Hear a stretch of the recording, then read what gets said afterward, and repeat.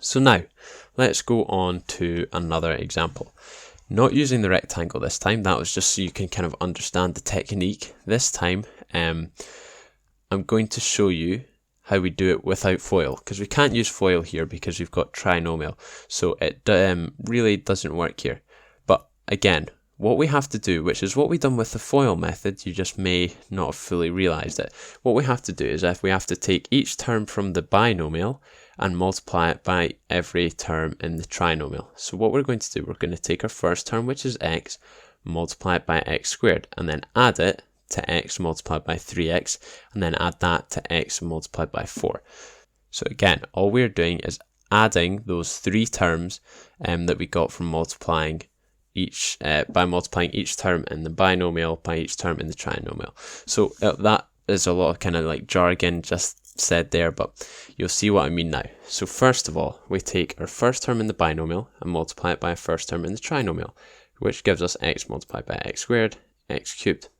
Then our first term in the binomial again, multiplied by a second term in the trinomial, which gives us 3x squared.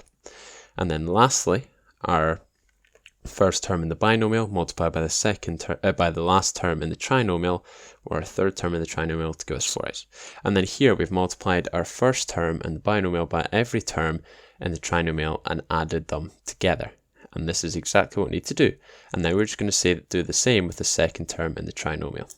So 2 multiplied by the first term in the trinomial gives us 2x squared.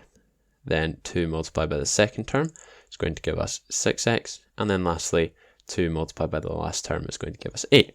And here we now have all the individual terms because we've taken every term in the binomial and multiplied by every term in the trinomial, and now we just need to add these together. And this is exactly what we've done in the rectangle.